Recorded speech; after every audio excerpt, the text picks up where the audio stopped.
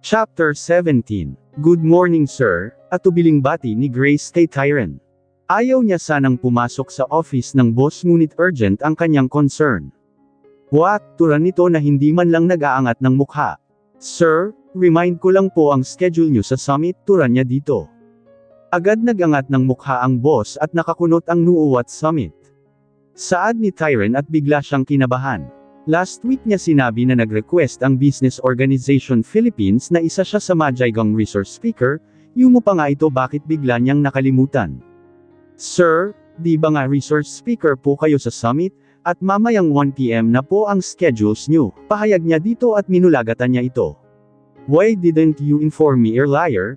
Sir, yun nga po ang sinasabi ko sa inyo kahapon pero wala po kayo sa mood, pagpapaliwanag ni Grace. Cancel it. I can't attend, saad ni Tyron at biglang natoret ang utak ni Grace. Naku sir, hindi pwede magagalit sa atin ang organizer, giit niya ngunit tumaas ang kilay ng binata. Like I care, Ms. Diaz, turan nito at pinagpawisan ng malapot ang kanyang secretary. Pero sir, umuuna po tayo. Sa katunayan tuwang-tuwa po sila na makaka-attend kayo. Ano na lang ang Grace, matigas ang tono ni Tyron at napakagat iyon sa kanyang kuko cancel it. You can go. I don't want disturbances today, turan ni Tyron at di makapaniwala si Grace sa sinasabi nito. Mahalaga ang attendance ng kanyang boss sa summit ngunit ora-orada naman itong nag-cancel, ano na lang ang sasabihin ng mga ito. Siya pa naman ang nakipag-usap sa mga organizers with his boss consent. Sir, parang awa nyo na, umattend kayo sa summit, saad niya dito. Kung pwede lang talaga buhatin niya si Tyron Alegre para earn a list sa kinauupuan nito. Nagtaas ulit ng mukha iyon at walang kasendilim ang mukha. Did I tell you to cancel it? Yes sir, pero hindi pwede. Sa ayaw at sa gusto ninyo umattend kayo doon at magsalita. Konting oras lang naman ang hinihingi nila sa inyo kung ano man ang problema nyo. Huwag nyo naman idamay ang schedule nyo, saad niya dito. Magalit na kung magalit ang boss niya, after all araw-araw naman itong galit sa lahat. Kung gusto nyong mag-cancel kayo ang tatawag sa organizers. Inis na pahayag ni Grace at pinangunutan niya ito ng noo. Ngunit wala siyang pakialam, masyado na ang boss niya kahit paalisan pa siya nito sa trabaho. What time is that? Mula sa pagkakakunot ng noo ay biglang turan ng kanyang boss. Natakot yata sa inis niya kung kaya't biglang nag-take back.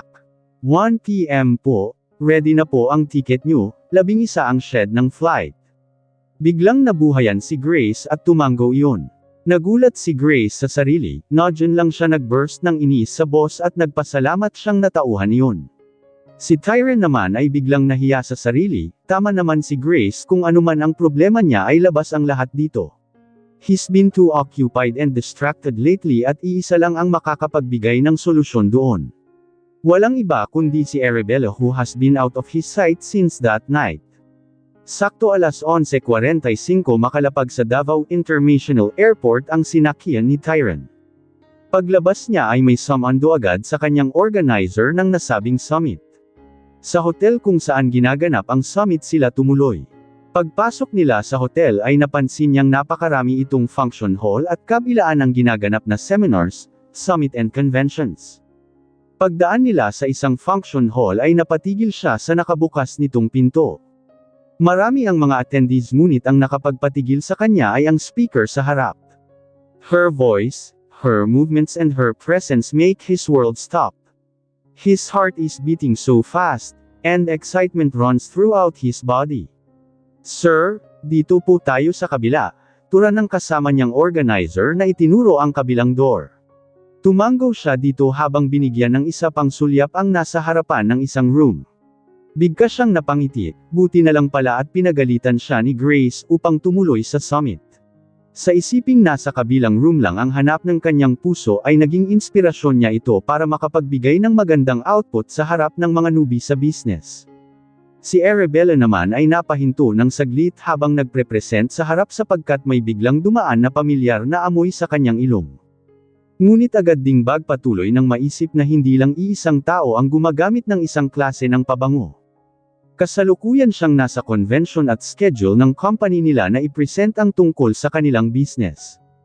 It's been a week na nasa convention siya at hindi siya makapaniwalang biglang pumasok sa isip niya si Tyron at sa oras pa ng kanyang presentation.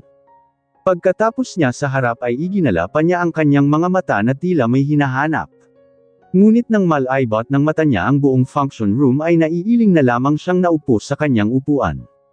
Pagdating ng hapon ay sa venue na sila kumain for early dinner bago magsibalikan sa kani-kanilang mga hotel rooms. Buffet style ang dinner at bahala ang mga participants na kumuha kung anong gusto nilang pagkain. May pila pero hindi naman siksikan, maraming pagpipili ang pagkain kung kaya't pinipili niya ang mga soft na food na gaya ng madalas ibilin sa kanya ni Leo. Naglagay lang siya ng konting kanin, konting side dish, konting. Oops! May naglagay ng vegetable salad sa kanyang plate. Natawa siya bigla, na pagkamalan yatang pag-aari ng iba ang hawak niyang plato. Ngunit naglagay ulit yun kung kaya't nakatawa siyang nag-angat ng mukha para tignan kung sino ang nakikishare ng plate sa kanya. Pag-angat niya ng mukha ay nabitin sa ere ang ginawa niyang pagtawa. It's Tyron Alegre, and he is deeply staring at her. Eyes Tyron Alegre. He is deeply staring at her, and it penetrates through her soul. Napalunok ang dalaga bago kimiing-nginitian iyon. You should eat more, you're getting skinnier. Pahayag ni Tyron na hindi inaalis ang pagkakatitig sa kanyang mukha. Thank you sir, but I'm on a diet today. Tura niya bago nagbow dito at tinungo ang kanyang upuan. Nagririguda na naman ang napakaraming daga sa kanyang puso, naririnig na naman niya ang napakalakas na pagtibok ng kanyang puso. She didn't see him for a week but her heart still longing for him. Ngunit maling asamin niya ulit ito, he has Samantha na they're back to each other again. Sa isiping iyon ay bumigat ang kanyang dibdib. Hindi pa siya naka-recover totally at ramdam pa niya ang sakit. Pagdating niya sa table ay agad niyang kinuha ang gamit, nawala na siya ng appetite kung kaya't nilagay na lang niya sa tabi ang kinuhang pagkain at lumabas na sa function hall. Kailangan niya ng hangin at ng malaking space, yung hindi niya mararamdaman ang presensya ni Tyron. Naglakad siyang palayo sa room, ngunit pagdating niya sa sangasangang intersection ng hallway ay may huminto sa di kalayuan at pagkatapos ay ngumiti sa kanya, is that Ezekiel Eduardo? Hello Mrs. Alegre, nice to see you here, nakangiting saad nito nang makalapit siya. Hindi siya familiar sa tawag nito sa kanya pero nginitian niya ito. Hello Mr. Eduardo, I'm happy to see you again, tura niya habang hinahanap ng kanyang mata si Ana. She's in her room now, nakatawang pahayag nito nang mahulaan ang kanyang iniisip. Are you part of the summit? No, I'm with the convention, sagot niya at tumango-tango iyon. Oh alright, where you heading ta? Tanong ulit ni Ezekiel ngunit nagkibit balikat siya. Kanina gusto niyang pumunta sa open space, ngayon naman parang gusto na lang niyang bumalik sa kanyang room at maglanoy sa tubig. Natawa si Ezekiel sa kanyang reaction pagkatapos ay tinignan ang kanyang orasan. What if you go first to your room and freshen up, magpaparepair ako ng dinner. I'll call your best friend and we dine together, how about that? Nakangiting pahayag ni Ezekiel at excited siyang tumango dito. Namiss niya si Ana ganun din ang kaharap.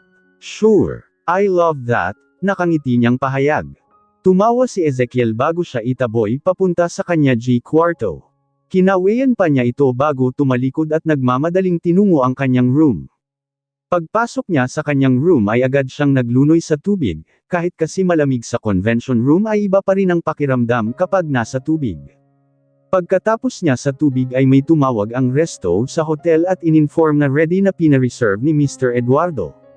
Nagpasalamat siya dito at pagkatapos ay dali-daling nagbihis. Isang simpleng white Korean dress ang kanyang isinuot na pinarisan ng doll shoes na may malaking ribbon sa harapan. Nilugay lang ang hanggang balikat na buhok, naglagay ng konting lip tint at konting pressed powder. Nagwisik din siya ng kanyang favorite na pabango bago lumabas sa room at dumireko sa VIP resto ng hotel.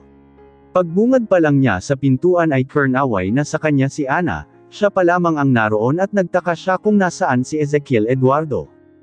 Hi! Kumusta? Saad niya kay Ana pagdating sa naka-reserve nilang table, binigyan niya ito ng beso-beso at niyakap pagkatapos.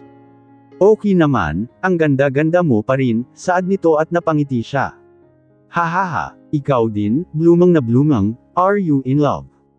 Biro niya dito at tumawa iyon. Ana is a typical girl, simple yet beautiful. Halata din sa kilos at pananamit nito na hindi siya mahilig sa mga sosyalan. Yung tipong umaating kasi kailangan.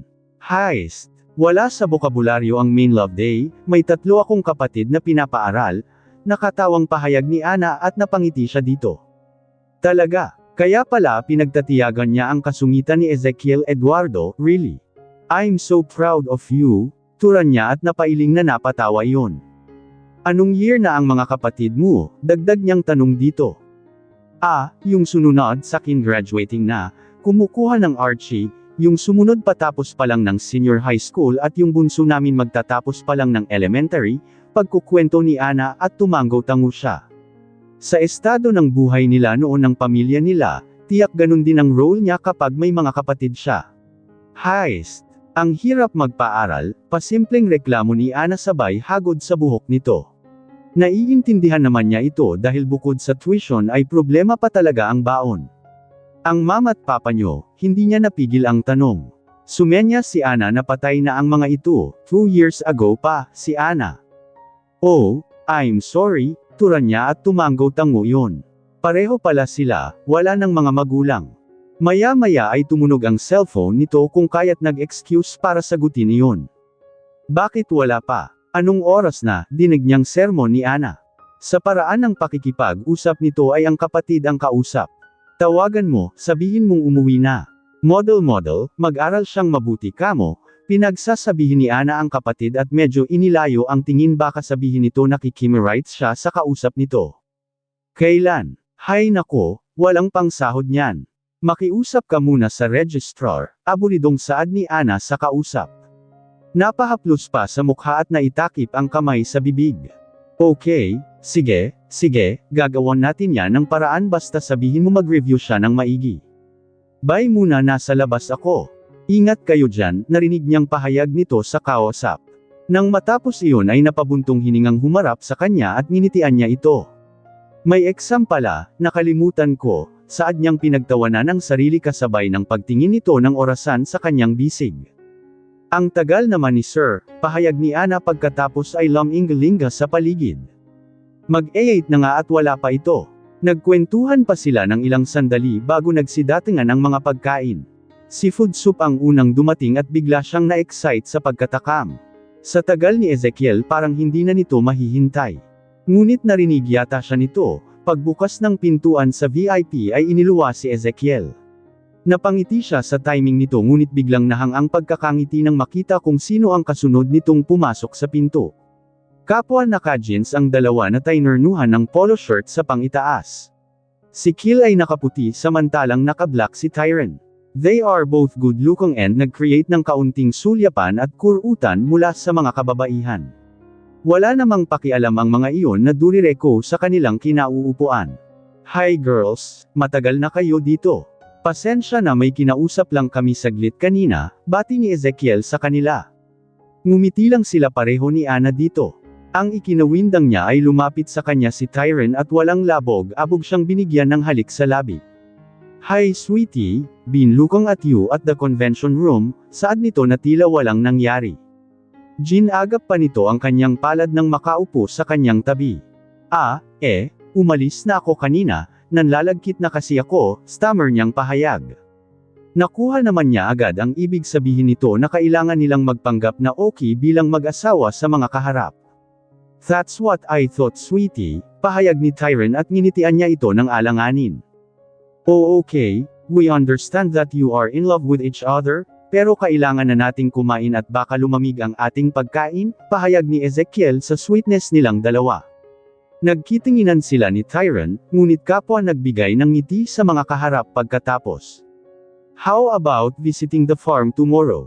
Weekends naman bukas, I guess walang seminar, question ni Ezekiel sa kanila.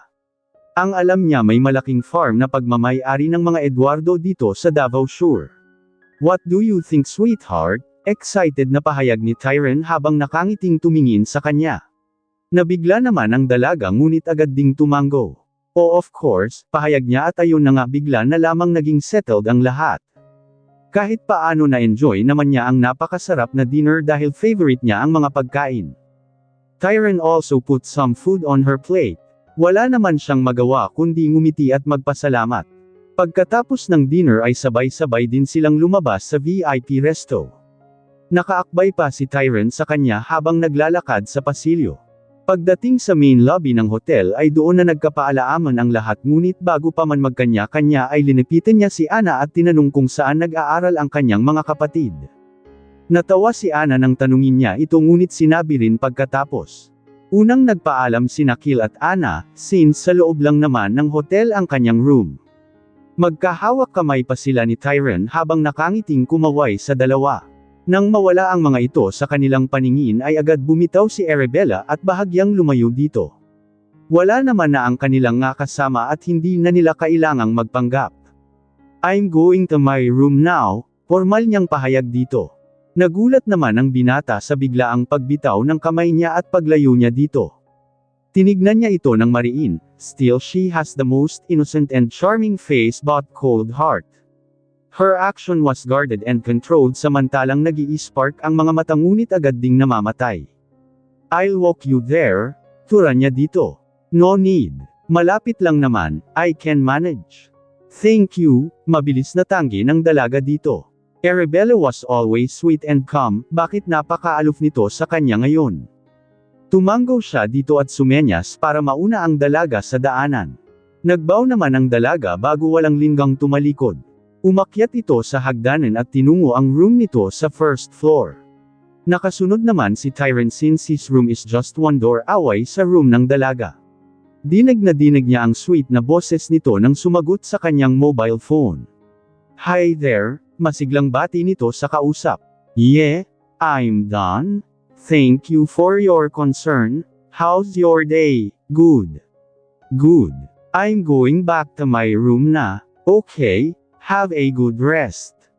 Take care. Bye. Pagkatapos nakipag-usap ay siyang paghinto nito sa tapat ng kanyang hotel room. Binuksan Leon at pumasok, halatang nagulat nang makita ang binata sa di kalayuan. Good night, tura niya kay Tyron sa kakiming binigyan ng ngiti at isinara ang inookupahang kwarto. Pagsarado ng pinto ay napapikit siyang napasandal sa likod ng pinto. Parang napagod siya ng todo sa pagkontrol sa sarili the whole time they were together. Ang hirap naman na pinipigilan niyang tignan at titigan ang binata. Ang halos igapos ang sarili sa lisip upang hindi mawala habang nakahawak si Tyron sa kanyang mga kamay. Ang hirap naman, na yung taong mahal mo sobrang napakalapit ngunit feeling mo ay milya-milya ang layo ninyo.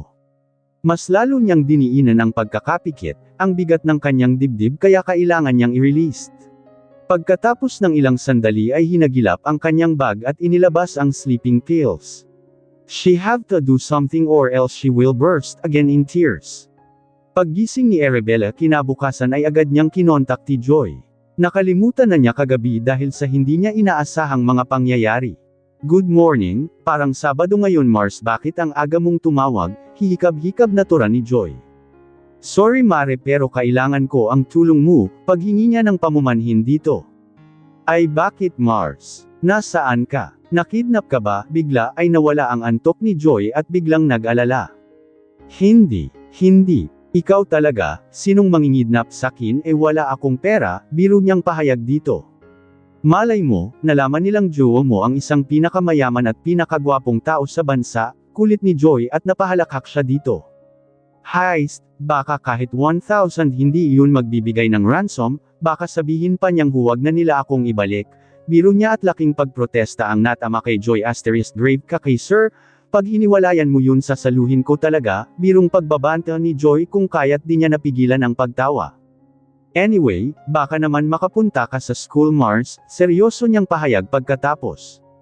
Napakunot ang noo ni Joy sa kabila. Para saan, naguluhang tura ni Joy kung kaya't inexplain niya dito. Okay, sige, Mars, saad nito pagkatapos. Thank you Mars, sobrang pasasalamat niya sa kaibigan.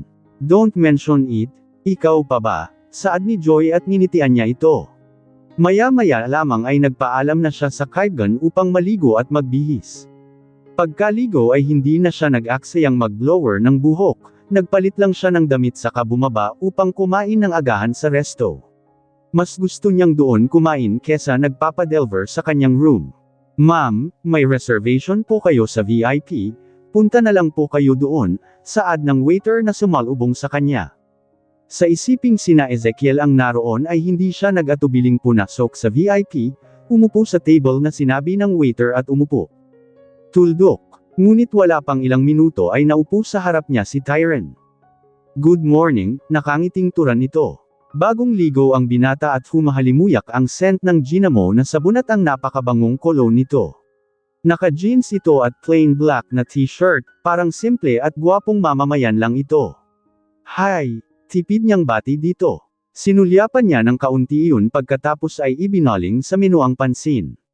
He is too handsome at baka maiglo na naman ang paningin niya dito. What do you want for breakfast? Maya-maya ay tanong nito. Mushroom macaroni soup and fresh vegetable salad na lang, sakin, tura. Niya habang pinipigilan ang sariling tumingin dito. Maya-maya lamang ay sumenyas ito sa waiter at pagkatapos ay sinabi ang kanilang order. Habang naghihintay sa pingkain ay nagkunwari siyang busy sa kanyang cellphone, hindi niya kasi alam kung ano ang gagawin sa harap nito. Pag-scroll pa lang niya ay biglang kinuha ni Tyron iyon. Kailan ka pa nag-cellphone habang nasa hapag, saad nito habang nakatingin sa kanya ng mariin. Give me back my cell phone, pahayag niya. Why? Let me see my face here, tura ni Tyron at nagsimulang mag-scroll sa kanyang sapi. Hindi pa niya napapalitan ng kanyang wallpaper kung kaya't napahawak siya sa kanyang mukha nang lumabas amang mukha nito. I'm too busy these days, I can't even clean my phone. Paimple niyang pahayag habang nilagay sa bibig ang mga diliri at kinagat ang tip ng mga iyon. Her phone is full of tear on his face at sukol na sukol siya nito. Tumanggaw-tango ang binata kasabay ng nakakalokang pagngiti. Pahablat niyang binawi ang cellphone para itago ang pamumula ng mukha. Good morning lovebirds, mula sa pinto ng VIP resto ay pumasok si Ezekiel kasunod si Ana. Biglang umayos si Arabella at automatic na nagbigay ng magandang ngiti sa mga ito. Agad namang hinagilap ni Tyron ang kanyang palad na nakapatong sa kanyang kondangan sa ilalim ng mesa. Tinignan niya ito ngunit commandant ito nang nakakaloko sa kanya. Our rides going to the farm will be here in 30 minutes. Are you ready? Nakangiting tura ni Ezekiel at mistulang kambal ang mga ulo nila na tumanggaw dito. Yes bro, kumain na kayo, tura ni Tyron dito. Si Arabella namna ay kinawayan si Ana at ngumiti ito sa kanya. Coffee lang bro, nagpahanda ako ng brunch natin sa farm, saad ni Ezekiel. Oh okay, why not join us here at the table, tura ni Tyron na iniusog ang upuan palapit kay Arabella. Maagap namang nagdagdag ng 2 upuan ang waiter sa kanilang mesa at pagkatapos ay nagkwentuhan ang lahat habang nag-aagahan. Pagkatapos kumain at magkape ay pumunta saglit si Arabella sa kaninang kwarto upang magbihis. Simpleng white shirt at jeans ang isinuot na pinarisan ng brown leather boots pagkatapos ay isinukbit ang sling bag tsaka lumabas. Nadatnan niya sa entrance ang 2 lalaki na hindi maitago ang paghanga sa kanyang simpleng ngunit eleganteng aura. She is so fresh and her new get-up is very appealing to the eye. Asa na si Ana, kunwari ay hanap niya sa kasamang babae, nakatitig sa kanya ng 2 lalaki at hindi siya komportable. Nandito lang kanina, asa na ba yun? Agad na tauhan ni Ezekiel at hinanap nga ang kanyang secretary. Nandito po ako, sorry naghanap lang ng Gcash station, humahangos na pahayag ni Ana lalo na sa nagsusupladong boss. Why are you so distracted? Kung saan-saan ka nagsususuot, pasupladong pahayag ni Ezekiel dito. Sorry sir, kasi yung mga kapatid ko, whatever. Kung oras ng trabaho, inis na tura ni Ezekiel at yumuko na lamang si Ana para mag-sorry dito. Naawa naman si Arabella sa dalaga kung kaya't paimple niyang nilapitan ito ay hinawakan ang kamay ni Ana. Nakahanap ka, pasimpleng tanong niya dito, ngunit tumingin sa kanya si Ana at umiling habang may pag-aalala sa kanyang mukha. Give me your number, tura niya dito kung kaya't gulat na napatingin si Ana dito. May Gcash ka, tanong ni Ana ngunit nginitian lang niya ito. Okay sige, kahit 1K lang wala palang baon yung pangalawa namin may dadaluhang inter-high conference, si Ana na pasimpleng ibinigay ang kanyang number. Pagkaabot ni Ana ng kanyang numero ay siyang pagtawag sa kanila ni Ezekiel para lamulan na sa sasakyan. Dalawang owner-type jeep ang nakabalandre sa harap ng hotel kung kaya't walang choice si Arabella kundi kasama si Tyrone sa isa. Ngunit bago pa umandar ang sasakyan ay nagtipa siya sa kanyang phone upang mag-transfer ng funds sa number ni Anna. Pagkakuha ng notification ni Anna ay biglang napalingon ito kay Arabella, obra yata ng 0 ang binigay nito sa kanya. Ara, sandali, tawag niya dito, get inside the car, mamaya ka na makipagtsismisan, pasupladong pahayag ni Ezekiel kung kaya't natigil siya sa paglapit dito. Tinignan niya na lamang si Ara na nagbigay ng thumbs up at kindat sa kanya bago lamulan sa owner kasunod ng kanyang asawa. Sa Arabella naman ay isiniksik ang sarili sa kabilang side ng jeep. Walang siyang balak kausapin si Tyrone kung kaya't sa labas lang ng bintana nakatingin. Simula kasi nang magalit ito sa kanya at malamang going strong na ulit sila ni Samantha ay hindi na niya alam kung paano niya i-approach ito. Baka magka-stiff kanyan, maganda rin ang view dito sa kabila, hindi naglaon ay pahayag ni Tyrone. Lihim pa siyang natawa sa sarili dahil ang binata ang kanyang nasa isip. Sinulyapan niya ito at nagbigay lang ng isang simpleng ngiti. You look great, pahayag nito. Salamat, maikling pahayag niya na hindi man lang nag-aksaya ng panahon para tignan ito. Narinig niyang tumawa iyon, ngunit desidido siyang hindi niya lilangunan ito. Masakit na nga din ang kanyang leeg ngunit pinangatawanan niya ang kanyang desisyon. Manong pakihinto naman sa tabi, maya-maya ay utos ni Tyrone sa kanilang driver kung kaya't bigla siyang lumingon dito. Bakit, agad niyang turan dito lalo na nang ihinto ng driver ang sasakyan sa tabi. Nasa kalagitnaan pa man din sila ng malawak na maisan. Palat tayo ng upuan, mukhang napakaganda ang tanawin dyan sa bintana mo, nakangising turan ni Tyrone at muntik niya itong mulagatan. Parang bata lang, sa gitna pa man din maisan at ni isang bahay wala silang nadadaanan. Bumaba ang binata at pagkatapos ay binuksan ang pintuan kung saan siya nakaupo kung kaya't wala siyang nagawa kundi umusad papunta sa dati nitong kinauupuan. There you go, maganda nga talaga dito. Sanaj manong, tara na, turan ni Tyrone at naiiling na lamang niyang itinuon ulit ang paningin sa labas. Bakit puro halaman ang nakikita ko? Bakit ikaw kahit saan ka nakatingin parang ang ganda-ganda ng view? Si Tyrone pagkaraan ng ilang sandali at kulang na lang izamiran niya ito. Bakit biglang naging madaldal si Tyrone samantalang hindi naman masyadong masalita ito baka may sira ang mata mo, hindi niya napigil ang turan dito at tumawa iyon. You are right, kailangan ko na talagang magpakita sa ophthalmologist, nakatawang pahayag ng binata at napatango na lamang siya habang nakatingin sa labas. Can you look at me, maya-maya ay turan ni Tyrone. Natigilan siya ngunit nagkunwari siyang hindi niya narinig ito. Napailing iyon, ngunit bigla siyang hindi makagalaw ng hajilapan nito ang kanyang mga kamay at pinaglaruan ang kanyang mga daliri. Bigla siyang pinagpawisan ng malapot kahit napakalakas ng aircon ng kanilang sinasakyan. Para din siyang nasusuffocate at gusto niyang makalanghap ng hangin. Manong, malayo pa ho tayo, sa halip ay tanong niya sa may driver. Malapit na ma'am, papasok na po tayo sa villa, turan ng driver kung kaya't medyo nakahinga siya ng maluwang, praying na sana ay makarating na sila sa kanilang destinasyon.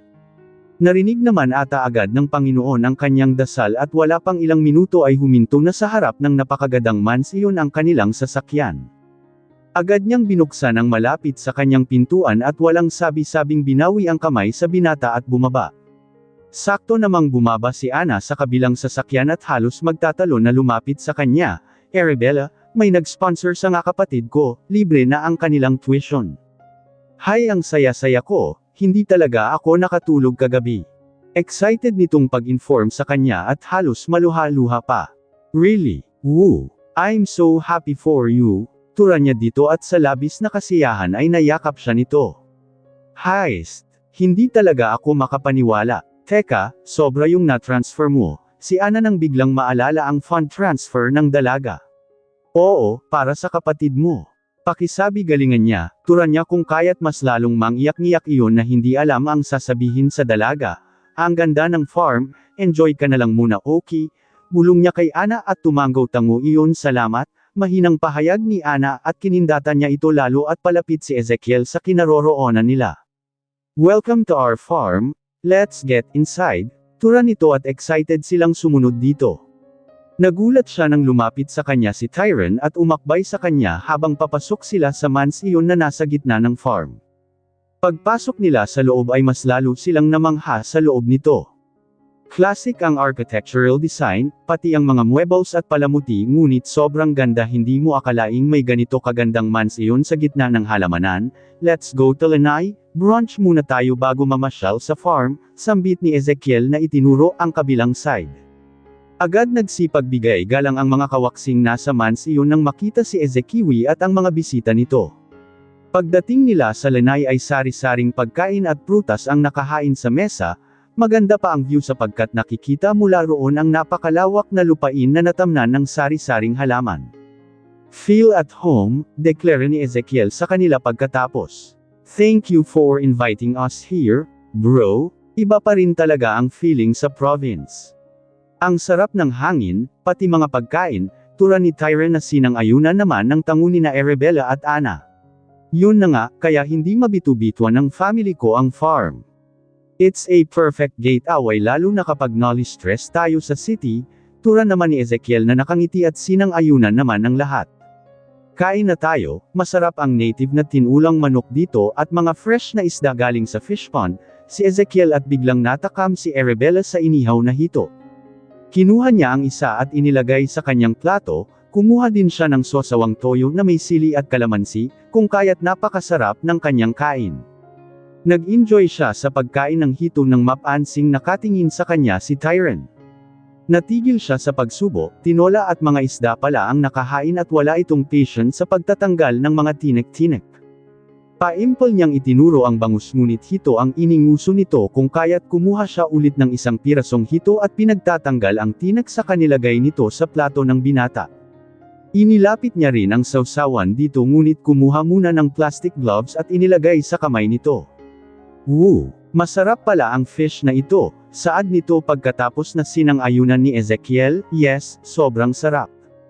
Ito ang mga gustong-gusto ko dito sa farm. Maraming masasarap at fresh na pagkain, sang-ayon ni Ezekiel ng ngiti-ngiti.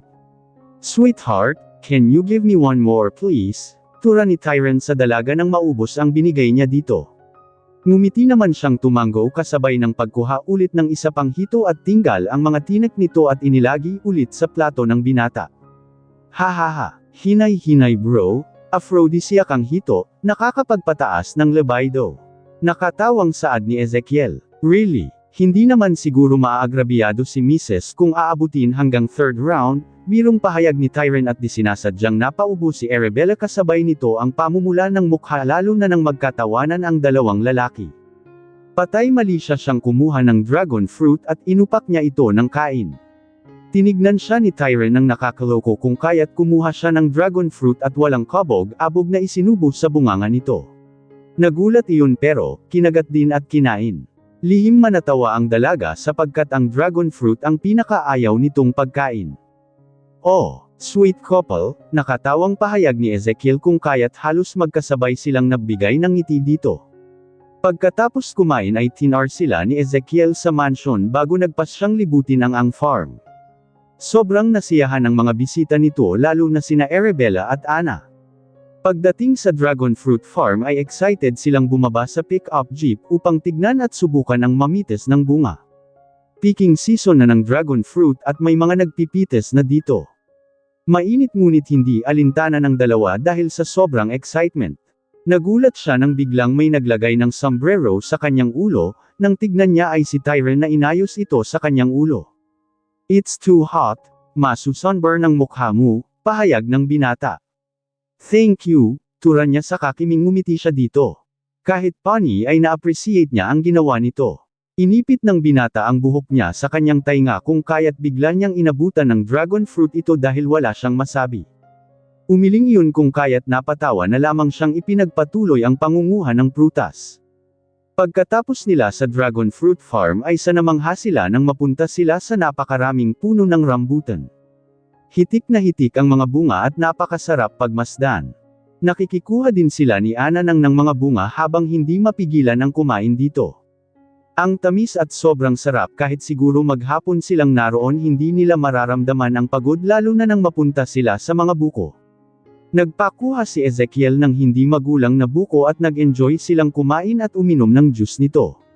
Pagdating ng tanghalian ay sumilong sila sa may kubo, nagpahanda din doon si Ezekiel ng makakain at kasabay ng mga trabahador ay masaya silang kumain ng tanghalian. After ng pananghalian ay naupo si Arabella sa isang duyan na nakasabit sa may puno at hindi pa rin makapnawala sa dami ng halaman na namumunga sa loob ng farm. Napakasarap pa ng hangin kung kaya't inihiga niya ang katawan sa may duyan. Si Ana naman ay lumayo ng kaunti dahil kausap na naman ata nito ang mga kapatid. Sobra niyang hinahangaan si Ana dahil sa labis na pagmamahal sa mga kapatid. Maya-maya ay naamoy niya ang pabango ni Tyron, alam niyang palapit ito sa kanya kung kaya't bigla niyang ipinikit ang mga mata. Baka sakaling lalayo kung makita siyang tulugam.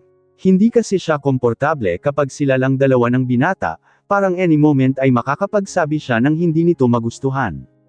"Are you asleep?" Turan nito pagkatapos tumayo ng medyo may katagalan. Alam niyang inobserbahan siya nito kung kaya't ibinukas niya ng konti ang isang mata.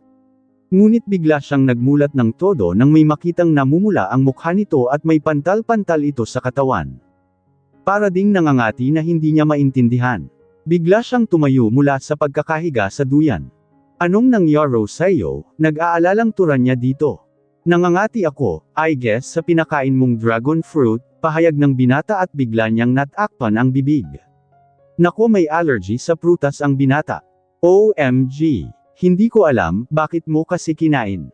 Saad niyang biglang pinagharian ng pagkakonsensya. "Upo ka dito dali, maayos ba ang paghinga mo?" Turan niya dito. Tumanggo iyon ngunit lalong dumarami ang pulang pantal-pantal sa katawan.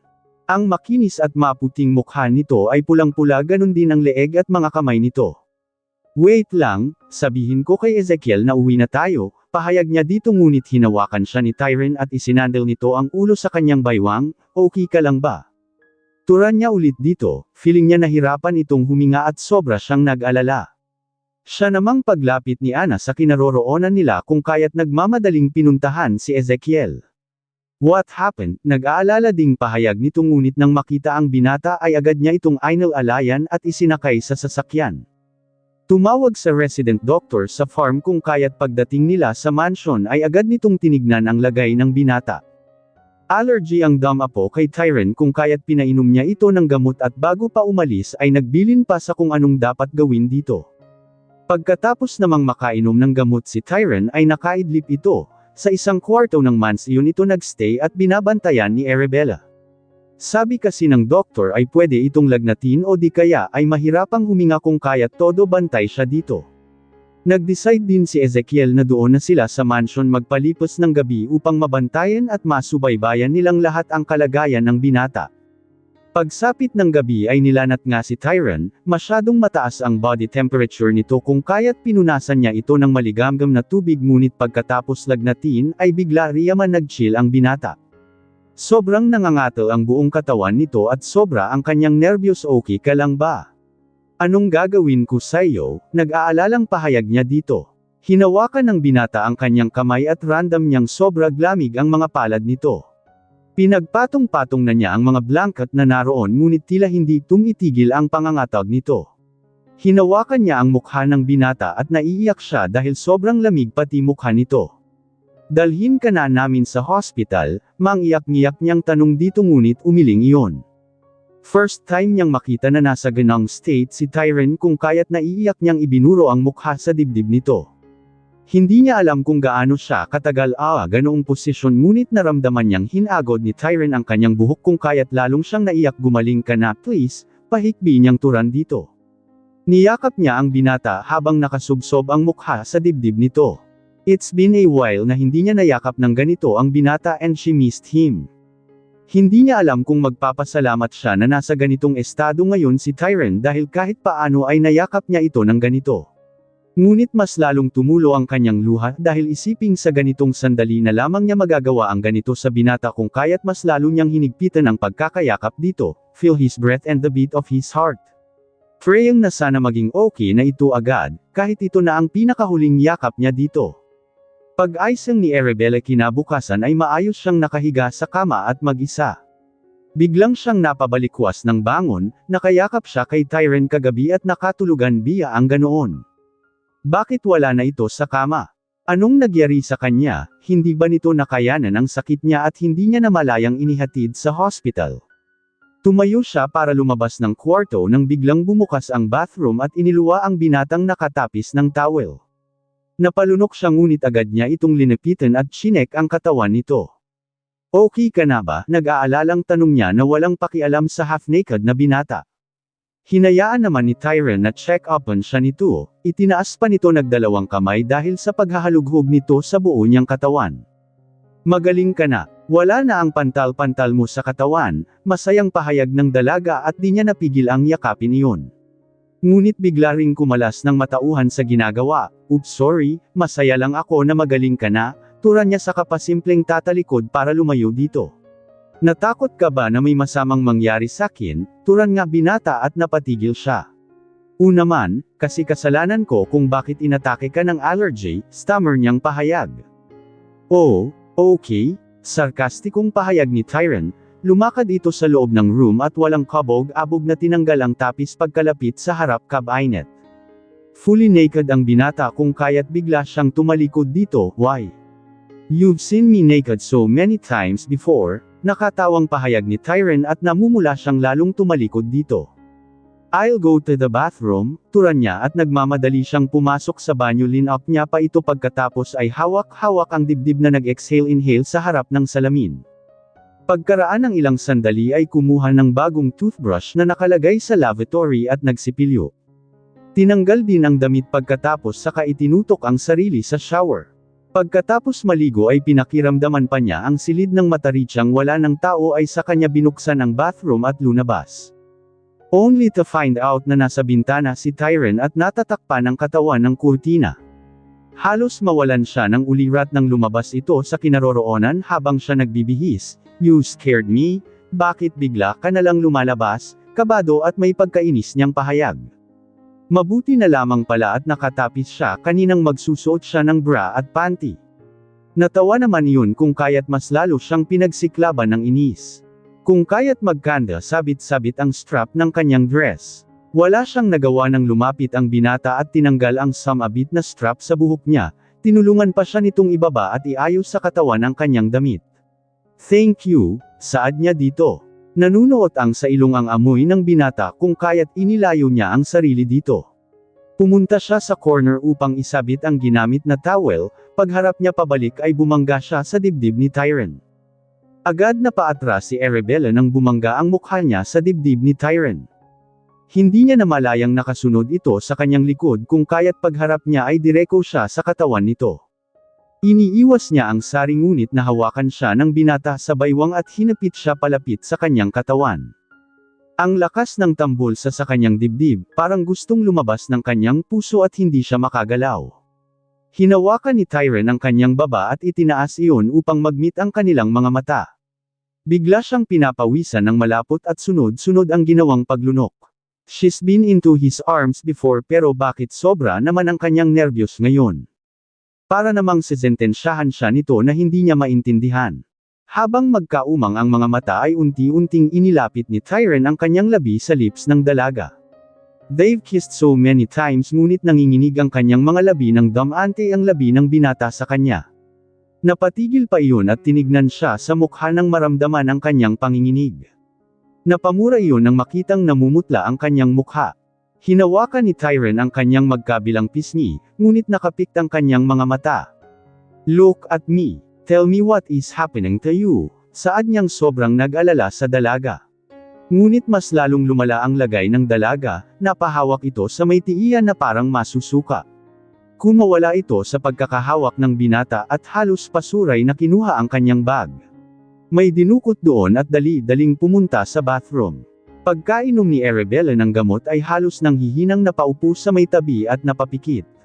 "She'll get better once you mapekto ang ininom na gamot." Si Tyron naman ay napatulala sa nangyari sa dalaga. Nang mahimasmasan ay sinundan niya ito sa nakabukas na bathroom. Nakaupo ng dalaga sa isang tabi at nakapikit na tila hinihintay na bumuti ang pakiramdam. Lalapitan niya ang dalaga ngunit may nag-roll na bagay sa kanyang paanan.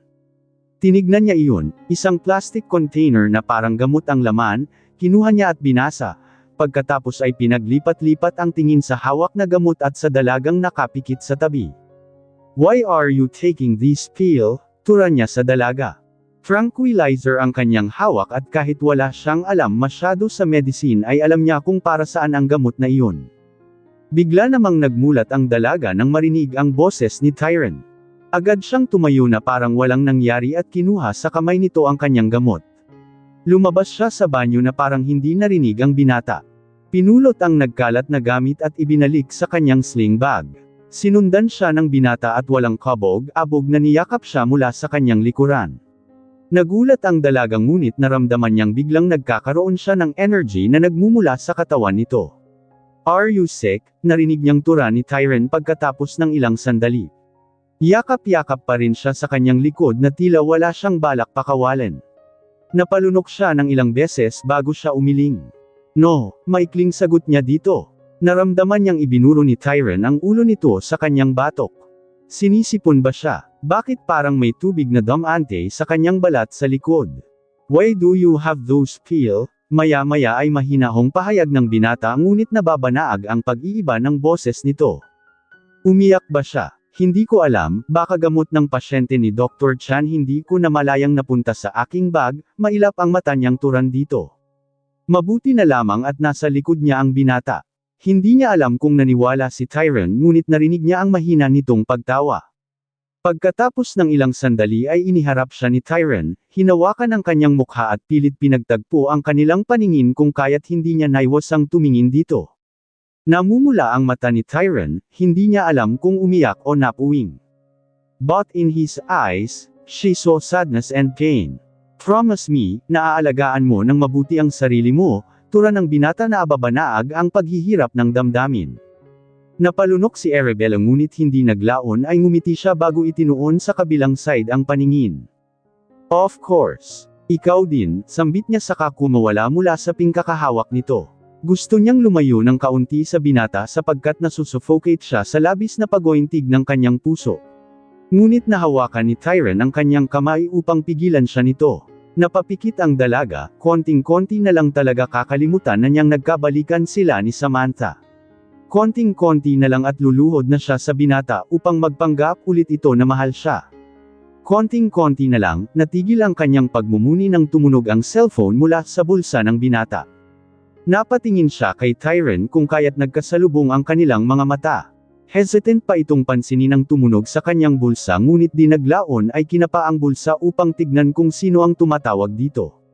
Mga ilang segundo nitong pinagmasdan ang screen bago nagangat ng mukha at tumingin sa kanya na peremang naguguluhan kung kaya't nagkaroon siya ng hint kung sino ang caller nito.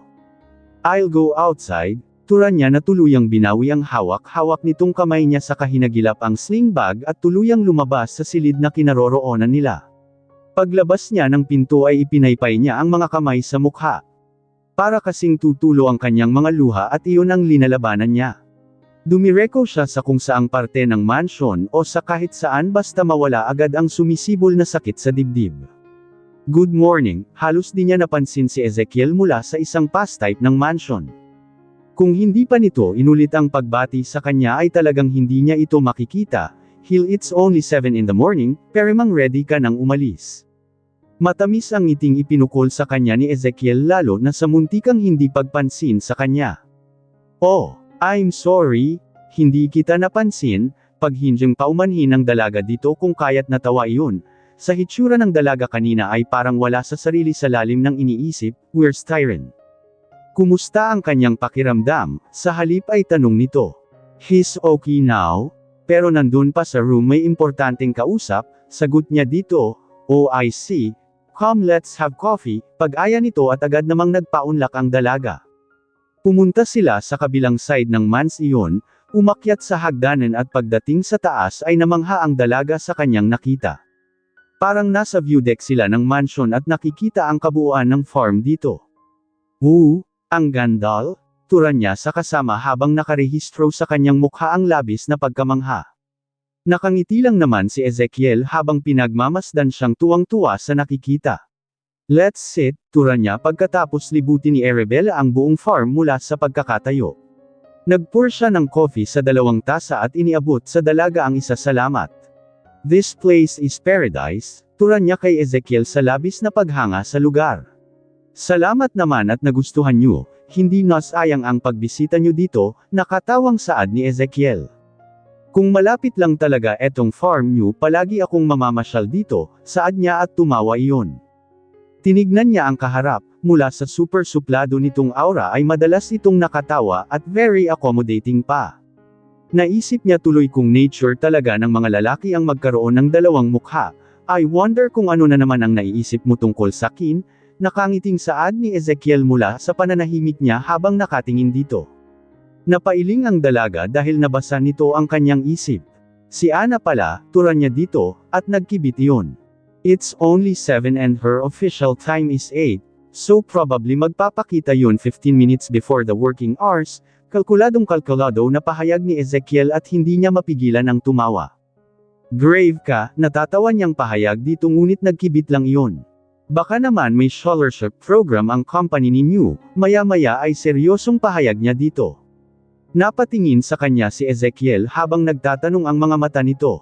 May 3 kapatid na pinapaaral si Ana and she's struggling financially, turan niya at tumaas ang kilay nito ngunit di naglaon ay napahilamos iyon sa mukha.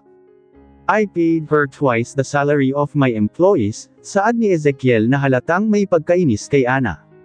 Tumanggo-tango ang dalaga thinking na kaya nga pinagtitiisan siya nito. You are so generous. I'm happy to hear that, nakangiting pahayag niya dito. Tumingin ulit sa kanya si Ezekiel at pagkatapos ay napabuntong hininga iyon. Alright, tignan ko kung anong magagawa ko tungkol dyan, pagdedeklara ng kaharap at sobra siyang nasiyahan. Yeah, talaga, thank you, halos di makapaniwalang saad niya dito. Sa sobrang tuwa niya hinawakan niya ang kamay nito at excited na winagwag iyon. Natawa naman si Ezekiel sa reaction at hindi nakapaniwala sa napakalakas na poetic vibe niya.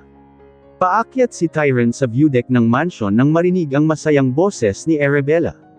Binilisan niya ang pag-akyat subalit napatigil siya nang makitang hawak-hawak ng dalaga ang isang kamay ni Ezekiel at ang saya-saya nito. Alam niyang hindi siya dapat makaramdam ng insecurity sa kaharap ng dalaga ngunit hindi niya mapigilan ang sarili lalo't napakasaya ni Arabella sa company nito.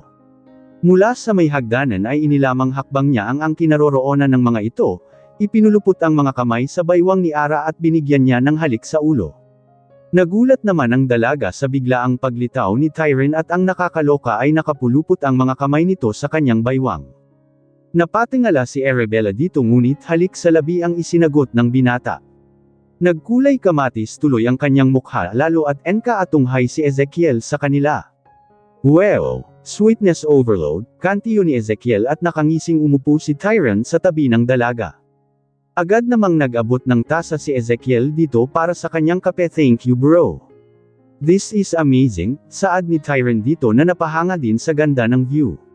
Napangiti lang din si Ezekiel sa tinuran habang ang dalaga ay tinimplahan ng kape ang tasa nito. Maya-maya lamang ay nag-enjoy na ang dalawang lalaki sa pagkukwentuhan habang pinapanood ang pagtaas ng araw sa may silanganan. Saktong 7:45 nang lumitaw si Ana sa kinaroroonan nila, paimpol niyang tinignan ang kanyang orasan at napangiti siya dahil tama nga ang sinabi ni Ezekiel kanina. Good morning, nakangiting bati niya dito bago bamuka ang bibig ni Ezekiel na biglang naging suplado. Ngumiti yun sa kanya habang naging formal nang batiin nito si Ezekiel. Sir, may urgent meeting po kayo sa Manila today, pagsisimula ni Ana kahit hindi pa nakakaupo at inanyayahang magkape. Napakunot bigla ang noo ni Ezekiel dito. You didn't inform me about that yesterday, pasupladong turan nito kay Ana. Kanina ko lamang punan kita sa email niyo sir, bigla lang daw dumating sa Pilipinas si Mr. Gareth from Japan, maagap na paliwanag ni Ana dito. Napahawak naman sa noo si Ezekiel at pagkatapos ay humarap sa kanilang dalawa ni Tyron na humingi ng dispensa. Kapwa namang naunawaan nila ang sitwasyon ng una kung kaya't agad-agad silang lumuwas sa city. Tumuloy na sina Ezekiel at Ana sa airport samantalang dalawa na lamang sila ni Tyron na bumalik sa hotel.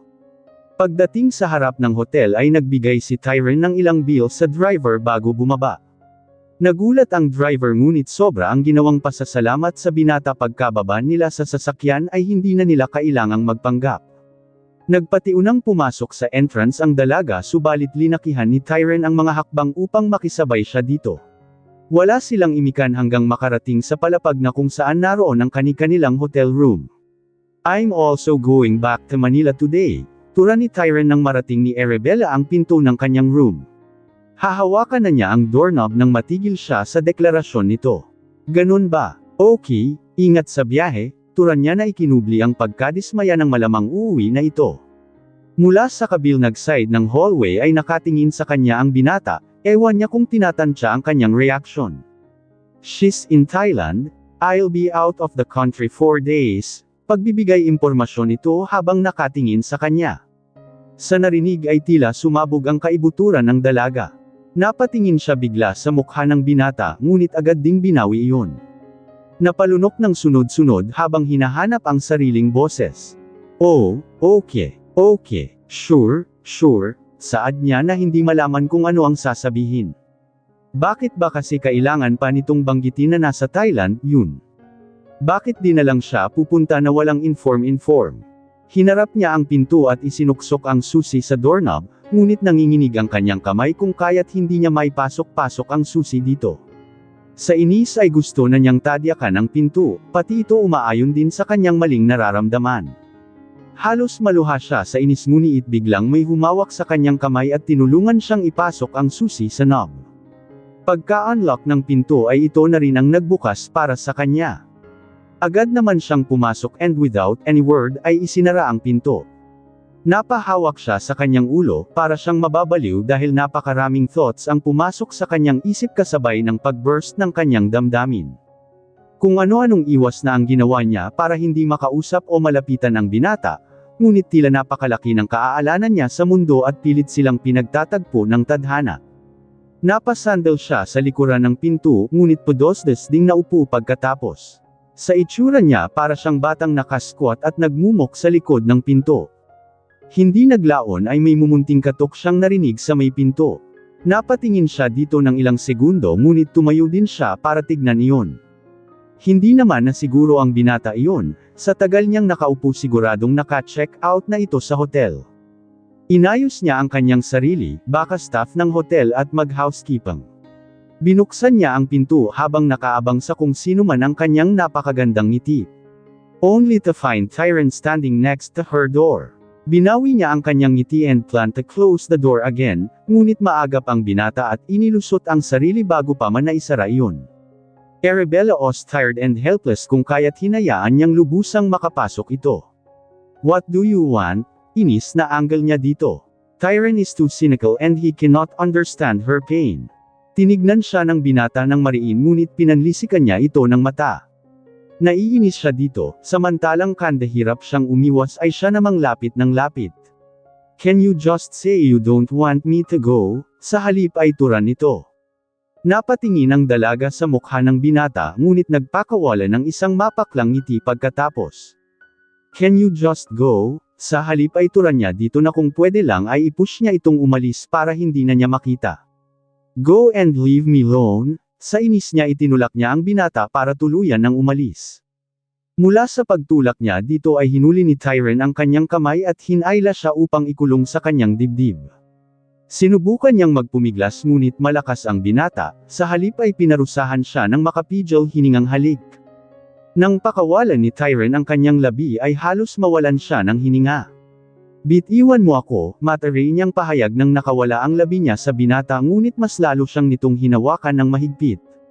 Inilapit ulit ng binata ang kanyang labi ngunit umiwas ang dalaga kung kaya't sa leeg siya nahalikan ng binata. Biglang nagsitayuan ang kanyang balahibo kung kaya't napangisi ang binata dito. He kisses her once again, in her forehead, in her nose and lips. This time, he kissed her gently and passionately na kung saan nakalimutan ng dalaga ang kanyang sarili. Hindi niya namalayang tinutugon niya ang halik ng binata na as if being hungered for years. Clothes were flying everywhere habang excited ang isa't isa sa nag-aalab nilang katawan.